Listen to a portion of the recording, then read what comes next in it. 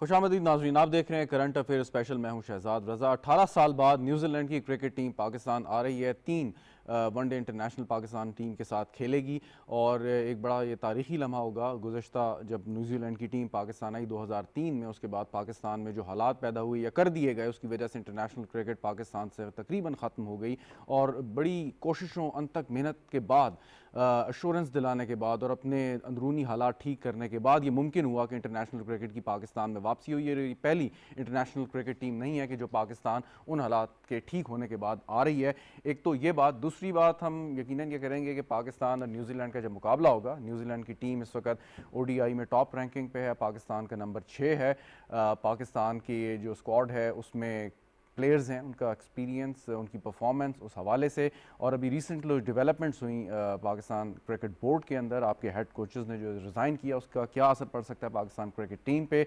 और इसके साथ साथ जो एक एलिमेंट है अनप्रडिक्टेबिलिटी का पाकिस्तानी टीम के साथ, कि जो आम आदमी भी समझता है कि वो ऐसी स्टेज पे कुछ ऐसा परफॉर्म करते हैं कि सबको हैरान भी कर देते हैं। तो यकीनन ये बात भी ज़ेर बहस हम लाएंगे। स्टूडियो में मुझे ज्वाइन कर रहे हैं कर्नल रिटायर्ड नौशाद साहब, किसी तारुफ के मोहताज नहीं है, साबिक टेस्ट क्रिकेटर हैं और साबिक ICC मैच रेफरी भी रह चुके हैं। बहुत शुक्रिया कर्नल साहब हमें ज्वाइन करने का।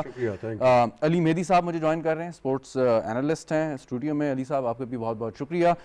वीडियो लिंक पे हमारे साथ मौजूद हैं हसन चीमा साहब, राइटर हैं और इस्लामाबाद यूनाइटेड से ताल्लुक़ भी है। हसन साहब आपका भी बहुत बहुत शुक्रिया। कर्नल साहब आपसे आगाज़ करूँ मैं, जनरली क्या देखते हैं न्यूजीलैंड की टीम, पाकिस्तान, कांटेदार मुकाबला या मतलब? देखिए, अगर आप हिस्ट्री में चले जाएं तो न्यूजीलैंड एंड पाकिस्तान ये एक स्पेशल रिलेशन एंजॉय करते हैं as a cricketing nation. They are crazy cricketing nation, so we are. हम दोनों में ये चीज़ है। मैं एक लकी हूँ कि मैं अपना पहला टेस्ट भी न्यूजीलैंड में खेला और 5 या 6 टेस्ट इनके खिलाफ खेल चुका हूँ। तो न्यूजीलैंड एक ऐसी कंट्री है जो कि क्रिकेटिंग क्रेजी है, बल्कि मैं समझता हूँ कि वो स्पोर्ट्स के लिए बिल्कुल समझते डिवोटेड है एक तरह से। ठीक, आपको शायद याद होगा कि एक स्टेज ऐसी भी आई थी जब इनिशियली पाकिस्तान न्यूजीलैंड के खिलाफ खेला था। लाहौर में एक टेस्ट मैच हुआ था और उस टेस्ट मैच में पाकिस्तान को कुछ रन्स करने थे, टाइम कम था। इनकी मैं बात कर रहा हूँ इनकी स्पोर्टिंग स्पिरिट की, न्यूजीलैंड की। तो न्यूजीलैंड के जो फील्डर थे, बॉलर थे, instead of wasting the time वो भाग रहे थे, इधर उधर जल्दी कर रहे थे और अल्टीमेटली पाकिस्तान ने वो टारगेट चेस कर लिया। What I am trying to say कि उन्होंने एक विक्ट्री पाकिस्तान को दे दी। That was something very very great. और उस विक्ट्री ने पाकिस्तान को बड़ा हेल्प किया ICC में अपनी रैंकिंग को ऊपर करने के लिए। तो इनकी बड़ी स्पेशल रिलेशंस है पाकिस्तान न्यूजीलैंड की। पाकिस्तान सपोर्ट करता रहा है न्यूजीलैंड को इन ICC meetings and so is New Zealand doing for Pakistan. अब ये आपने जिस तरह के 2002 में न्यूजीलैंड की टीम आई थी, एक थोड़ा सा एक्सीडेंट हुआ था कराची में और उसकी वजह से ये टीम जो है प्रीमेच्योर वापस भी चली गई थी। 2003 में फिर ये आ गए थे और उसके बाद से अब ये है 18 ईयर्स के बाद ये आ रहे हैं। ये इसमें न्यूजीलैंड का कोई कसूर नहीं है क्योंकि this thing happened in Lahore, जबकि किसी उसकी वजह से ये बैन लग गया था पाकिस्तान पे, इंटरनेशनल क्रिकेट रिवाइव नहीं हो सकी।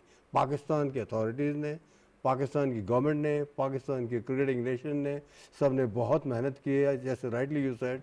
और इसकी वजह है कि अब न्यूजीलैंड की टीम पाकिस्तान में इंटरनेशनल मैच खेलने के लिए आ गई। एक सवाल जो मैं ज़रूर करना चाहूँगा कि जब भी हम कंपेयर करते हैं जो सब कॉन्टिनेंट की टीम्स हैं, उनका कंपैरिजन हम करते हैं ऑस्ट्रेलिया से, न्यूजीलैंड से, इंग्लैंड से।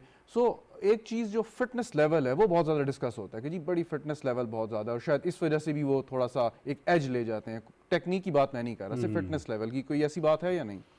नहीं, देखिए ब्रॉट अप की बात होती है। आई मीन पाकिस्तानी क्रिकेटर्स जो हैं, यू नो, एक हम्बल एटमॉस्फेयर से आते हैं, हम हम्बल बैकग्राउंड से आते हैं।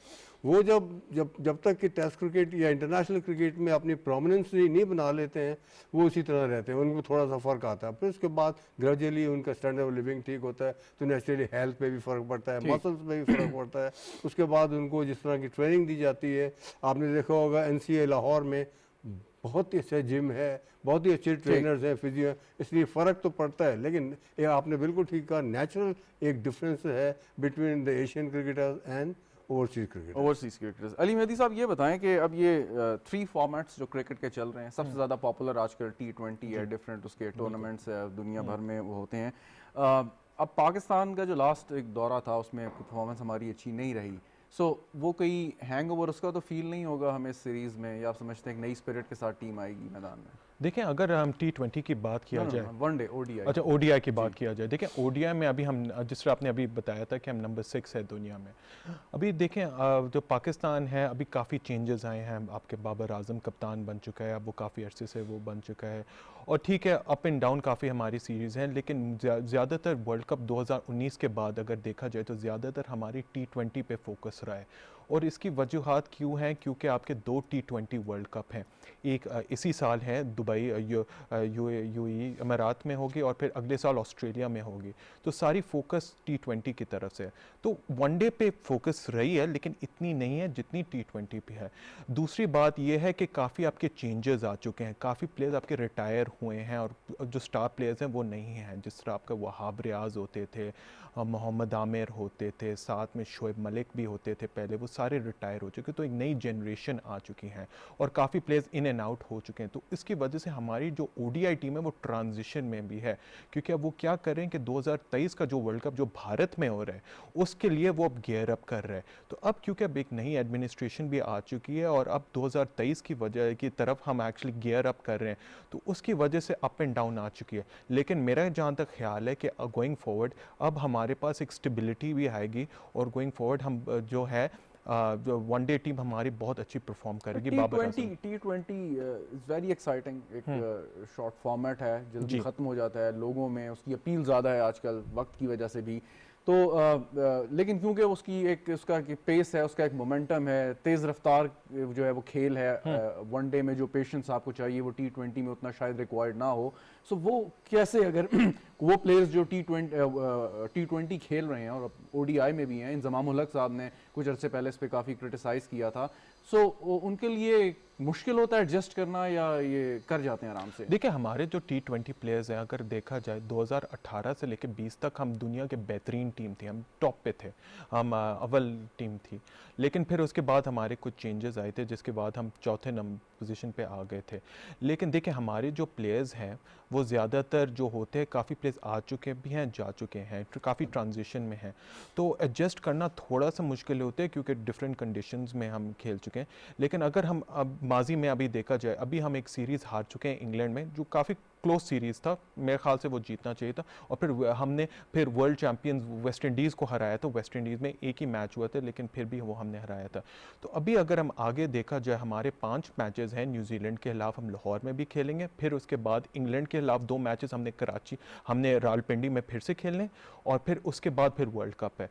तो अगर अभी देखा जाए तो हमारी टीम अब बाबर आजम दुनिया के बेहतरीन खिलाड़ी है T20 में, और अब रिजवान के साथ, और हमारी एक बहुत अच्छी टीम बन चुकी है जो आगे जाके चैलेंज कर सकती है। बिल्कुल ठीक। हसन चीमा साहब, मैं I am not pitting T20 against ODI, लेकिन मैं सिर्फ ये पूछना चाह रहा हूँ कि आइडियल क्या होना चाहिए वैसे? न्यूजीलैंड पे बात करते हैं कि जो T20 की आपकी टीम है वो टोटल सेपरेट होनी चाहिए ओडीआई से, और टेस्ट क्रिकेट तो खैर it's a different ball game.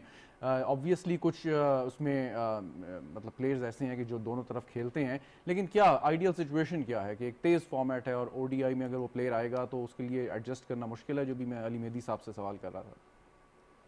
वो डिपेंड करता है प्लेयर। आपको समझना पड़ेगा कि लड़का जो है वो T20 खेलेगा, वनडे क्रिकेट खेलेगा, कि दोनों फॉर्मेट्स के लिए सूटेबल है। अगर आप you look at it through out the world, तो कई प्लेयर्स T20 स्पेशलिस्ट होते हैं, कई प्लेयर्स ओडीआई स्पेशलिस्ट होते हैं, 50 ओवर के जो स्पेशलिस्ट हैं, और कई होते हैं जो दोनों फॉर्मेट्स खेल रहे होते हैं। You look at somebody like, अब अगर आप इंडिया की बात करें, इंडिया का जो अभी स्क्वाड इन्होंने सेलेक्ट किया है वर्ल्ड T20 के लिए, कंपेयर दैट टू जो 2019 के फॉर इंस्टेंस वर्ल्ड कप में उनका स्क्वाड था। You look at somebody like Shikhar Dhawan, जो कि 2015, 2019 और पिछले 6-7 साल से इंडिया की ओडीआई टीम में रोहित शर्मा और Dhawan have been the consistent openers throughout that period, जब भी वो अवेलेबल हो हर बड़े टूर्नामेंट के लिए, बेशक वो 2015 world cup, 2017 champions trophy, 2019 world cup हो। लेकिन शिखर धवन जो है इंडिया के स्क्वाड में नहीं उन्होंने सेलेक्ट किया, because they did not find him suitable T20 format के लिए। तो ये जो चीजें हैं, ये आई डोंट थिंक ये इसकी रिस्पॉन्सिबिलिटी एडजस्ट करने की अक्रॉस फॉर्मेट्स प्लेयर के ऊपर आती है। ये जो सेलेक्टर्स हैं, जो कोचिंग स्टाफ है, जो थिंक टैंक है, जो बेसिकली टीम को चलाते हैं, True. उनकी रिस्पॉन्सिबिलिटी है डिसाइड करना कि कौन सा प्लेयर कौन से फॉर्मेट के लिए ज्यादा सूटेबल है। बिल्कुल ठीक। और एक चीज़ जो अब जो होम ग्राउंड में आप अगर खेलते हैं तो उसमें एक एडवांटेज बहुत बड़ा आपको क्राउड का भी होता है, लेकिन क्योंकि अब कोविड-19 के बाद एक लिमिटेड क्राउड वहाँ पे आएगा और वो एक्साइटमेंट भी वनडे में बिकॉज ऑफ द T20 आपको आजकल वो नज़र नहीं आती, लोगों की मसरूफियत भी है। सो वो कैसे आप देख रहे हैं कि अब ये सीरीज़ शुरू होने वाली है, इसमें पाकिस्तानी टीम, ऑब्वियसली न्यूजीलैंड की टीम इस वक्त टॉप रैंक टीम है, पाकिस्तान को एडवांटेजेस और डिसएडवांटेजेस क्या हैं इस सीरीज़ में? I think as far as the crowd is concern, तो मेरा ख्याल पाकिस्तान से ज्यादा कोई टीम समझती होगी खाली स्टेडियम में खेलना। हमने यूएई में रेगुलर क्रिकेट खेली है, टेस्ट क्रिकेट खास तौर पे इन फ्रंट एम्प्टी स्टेडियम। आप मेरी जब किसी फॉरेन प्लेयर से बात होती थी तो कई दफा कहते थे काफी मुश्किल होता है एडजस्ट करना, स्पेशली जो इंग्लैंड के फॉर इंस्टेंस प्लेयर्स हैं, वो जब यूएई आके खेलते थे, बिकॉज वो उनको आदत है इंग्लैंड के क्राउड्स में खेलने की। अगर आप इंग्लैंड इंडिया की जो भी सीरीज चल रही है उसमें देखें तो मोस्टली 70-80% यूजुअली स्टेडियम भरा ही होता है, तो वो उस लिहाज से अपनी इंटेंसिटी भी कंट्रोल कर सकते हैं, जो कि काफ़ी टीमें जो हैं उससे स्ट्रगल करती हैं। बट पाकिस्तान सिंस 2009 एक इस कंसिस्टेंट उस चीज़ में है कि मोस्टली हम न्यूट्रल वेन्यूज़ पे या इस तरह खेले हैं, तो शायद ईजियर टू एडजस्ट हो पाकिस्तान का। ऑब्वियसली ये एक एडवांटेज होगा। अदर मेन एडवांटेज जो पाकिस्तान का है वो ये है कि न्यूजीलैंड के काफ़ी जो प्लेयर्स हैं दे वोंट बी अवेलेबल इस पूरी सीरीज के लिए, T20 और ODIs दोनों के लिए, बिकॉज ऑफ द IPL जो हो रही है उसमें जो अवेलेबल होंगे। तो न्यूजीलैंड भी काफ़ी हद तक अपनी बेंच स्ट्रेंथ ट्राई कर रही है। आई फील है कि पाकिस्तान को भी यहाँ पे ज़्यादा रोटेशन करनी चाहिए। बिल्कुल ठीक। लीना अजीज़ साहिबा ने हमें ज्वाइन किया है, स्पोर्ट्स कमेंटेटर हैं। बहुत शुक्रिया लीना अजीज़ साहिबा। अपकमिंग जो सीरीज़ है पाकिस्तान और न्यूजीलैंड के माबैन उस पर हम गुफ्तगू कर रहे हैं। हर एक टीम अपनी एक स्ट्रेटजी के साथ उतरती है, यकीनन पाकिस्तान ने देखना है उन्होंने किस तरीके से न्यूजीलैंड को जो है कम्पीट करना है सारी सीरीज़ में। सो ये उसी वक्त स्पर ऑफ द मोमेंट फैसला होता है या आपके ख्याल में कोई हिकमत अमली बना लेते हैं कि भाई किस तरीके से आपने अटैक करना है, डिफेंस करना है, कैसे आपने जाना है, किस तरीके से खेलना है? नहीं देखिए, स्पर ऑफ द मोमेंट तो शहजाद फैसले वो होते हैं ना जो आप ग्राउंड में कप्तान लेता है। Very right. उसमें बॉलिंग चेंजेस क्या करनी है, या क्या मतलब इस तरह की जो या फील्ड प्लेसिंग क्या करनी है, या क्या क्या लाइन ऑफ अटैक होना है। लेकिन जो टीम सेलेक्ट होती है, जो कंडीशंस का पता होता है, वो ऑब्वियसली वो तो पहले से पता होता है आपको कि किस ग्राउंड पे आप खेल रहे हैं, आपकी जो अपोजिशन है उसकी क्या स्ट्रेंथ है, क्या वीकनेस है, उसके मुताबिक अपनी स्ट्रेंथ के मुताबिक आप एक टीम सेलेक्ट करते हैं। आपने टीम सिलेक्शन देख ली शुरू हो जाता है जी, आपने टीम सिलेक्शन देख ली है। आपके ख्याल में इस टीम के साथ जो स्क्वाड है हमारा, क्या बेस्ट स्ट्रेटजी होनी चाहिए? देखिए, अब ये मुझे तो थोड़ी सी रिजर्वेशन है ऑब्वियसली सिलेक्शन पे। 3-4 प्लेयर्स हैं ऐसे के जो आप मतलब they could have been different players. लेकिन देखिए, कोई भी क्रिकेट एनालिस्ट होगा, कमेंटेटर होगा, उसको जब भी एक टीम अनाउंस होती है, चाहे वो वर्ल्ड कप के लिए या बायलैटरल सीरीज के लिए हो, उसको थोड़ी सी जो है रिजर्वेशन, अपनी अपनी रिजर्वेशन होती है। मुझे हो सकता है एक प्लेयर पे हो या कोई टीम पे हो, लेकिन ऐसा होता है कि रिजर्वेशन होती है। अब प्लानिंग कैसे करनी है आपको पता है। न्यूजीलैंड एक अच्छी टीम है, लेकिन इस वक्त उनके कुछ बहुत अच्छे से खिलाड़ी जो हैं वो IPL खेलने जा रहे हैं, उसकी फुल स्ट्रेंथ टीम नहीं आ। आपने अब अपनी स्ट्रेंथ पे करनी है कि भाई आपने कौन से, आपके आगे वर्ल्ड कप आ रहा है, ये सीरीज जीत के आपने उनको कॉन्फिडेंस देना है, आगे ये टीम चलानी है, या ये देख लेना है कि कौन से प्लेयर इस सीरीज में नहीं अच्छा खेले तो उनको वर्ल्ड कप के लिए रिप्लेस कर लें। और हर सूरत जीतने की कोशिश होनी चाहिए, एक एग्रेसिव फेयरनेस क्रिकेट खेलने की कोशिश होनी चाहिए। और हमारे जो नए आने वाले चेयरमैन क्रिकेट हैं, मेरे दोस्त भी हैं रमीज, उनसे कल ही बल्कि मेरी गुफ्तगू हो रही थी क्योंकि मैं लाहौर में उस वक्त। Very right. तो वो यही कह रहे थे कि वो चाहते कि फेयरलेस क्रिकेट खेले ताकि पाकिस्तान नंबर 1 टीम बन जाए। बिल्कुल ठीक, बिल्कुल ठीक। बहुत बहुत शुक्रिया। लीना अजीज साहब हमारे साथ मौजूद थी। कर्नल साहब, ये ज़रा बताइए कि अभी हमारे जो 2 मेन कोचेज़ हैं वो चले गए, इससे कोई फ़र्क तो नहीं पड़ेगा? जी डेफिनेटली फ़र्क पड़ेगा, क्यों नहीं करेगा। आपने जिस तरह लीना भी कर रही थी, ये प्लान एक दिन में नहीं बनता है, 2 दिन में नहीं बनता है। ऑन द स्पॉट डिसीजन जो कैप्टन लेता है। बाकी जितनी प्लानिंग होती है ये dates back to months, even sometime years as well. अगर आपने वर्ल्ड कप खेलना है 1 साल के बाद, you start preparing 1 year before. तो इसी तरह ये जब आपने 2 सीजन क्रिकेटर्स को कोच बनाया और उसको बॉलिंग कोच बनाया, तो उन्होंने कुछ काम तो किया होगा, कुछ लड़कों को पॉजिटिव्स और नेगेटिव्स नोट किए होंगे। And all of a sudden उनको वहाँ से हटा लेना या हट जाना, may be it could be A discipline case, तो उसकी वजह से बात कुछ और है। अदरवाइज इस तरह की टीम आप देख लें दुनिया में कहीं इस तरह होता है कि अबाउट ए मंथ बैक, एक महीने के बाद आपका मेन टूर्नामेंट होने वाला है और आपने जो प्लानिंग है उसको आपने नील करके दोबारा से शुरू करेंगे। But they resigned, both of them I don't know resigned. whether they resign or they don't resign, this is but what I know this reported. much कि it will affect the performance of the Pakistan team and it should affect। कि वकार साहब हैं, सुबह उनको बुलाते हैं, training कराते हैं, बॉलिंग में उनको स्विंग बताते हैं, उनको स्टेप्स बताते हैं, उनको सामने वाली टीम की वीकनेसेस बताते हैं, और ऑल ऑफ अ सडन आप चेंज कर देते हैं कुछ और।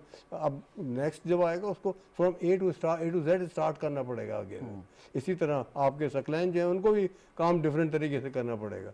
और मैं तो कहता हूँ मिसबाह उल हक को rightly somebody said and I endorse it कि जी why Misbah ul Haq was made the coach of the Pakistan team when he has the nil experience of the coaching assignments and you made him look at the results लेकिन now। अभी आपने जैसे कहा कि फर्क पड़ता है और ऑल ऑफ अ सडन चले जाना, सो एक स्पोर्ट्समैन स्पिरिट भी होती है। दोनों जो प्लेयर्स हैं हमारे भी I'll not agree to this। No no It's a professional game। Okay, It is that no is more fine. friendly। लेकिन जैसे आप बात कर रहे हैं एक प्रोफेशनल गेम तो है, एक बिल्कुल एक इम्पॉर्टेंट सीरीज से पहले इस तरीके से जाना, तो आपके ख्याल में ये कि वैसे भी अगर देखा जाए तो, क्योंकि क्रिकेटर पाकिस्तान में जो फैंस हैं वो इस तरीके से क्रिकेट को नहीं देखते, वो उनके तो एक जज्बाती लगा हुआ है। बिल्कुल ठीक तो कह रहे हैं वो जो उनकी एक स्टैचर है, जो इज्जत है, जो रिस्पेक्ट है, बाद में भी साबिका क्रिकेटर्स को भी देते हैं।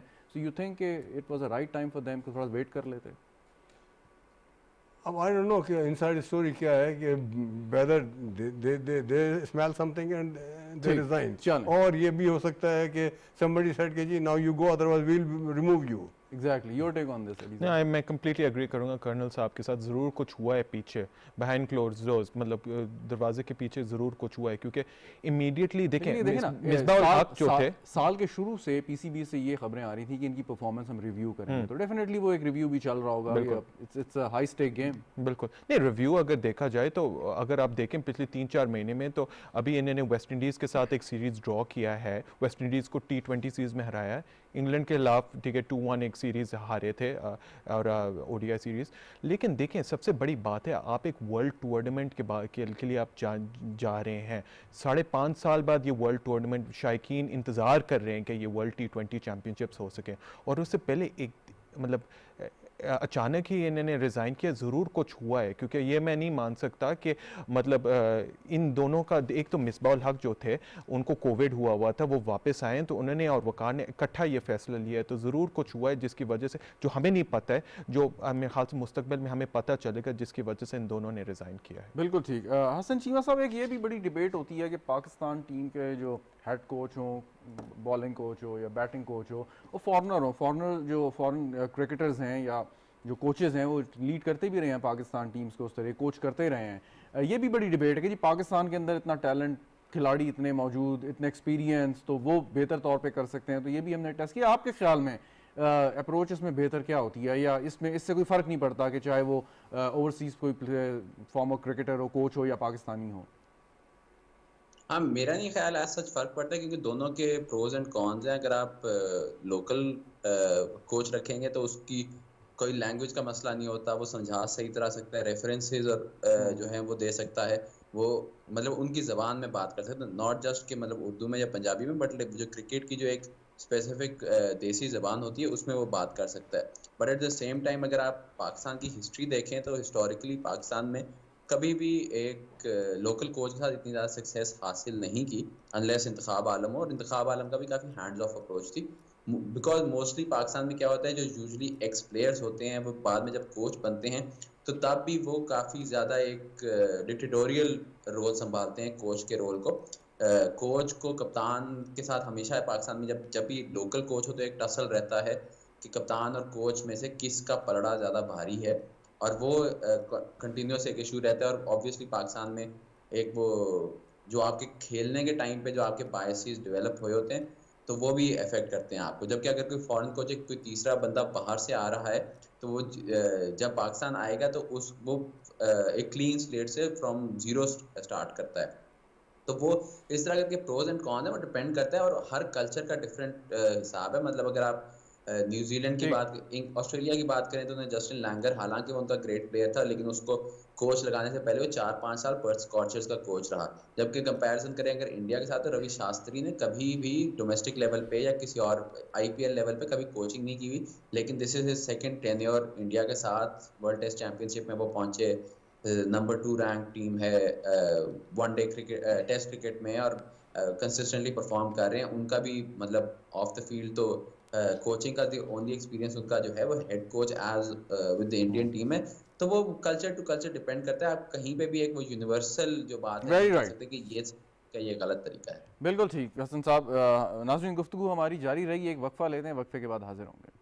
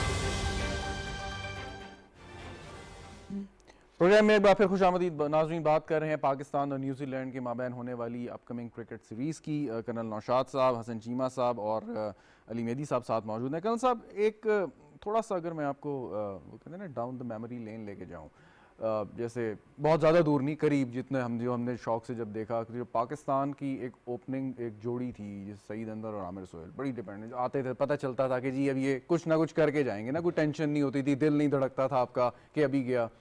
वो चीज़ बाद में उसको कैरी फॉरवर्ड हम सही तरह नहीं कर सके। इसी तरीके से जो आपका बॉलिंग अटैक था, 2W अगर बॉल कर रहे होते थे, वो चीज़ नहीं आ सकी, तो एक डाउनफॉल हुआ।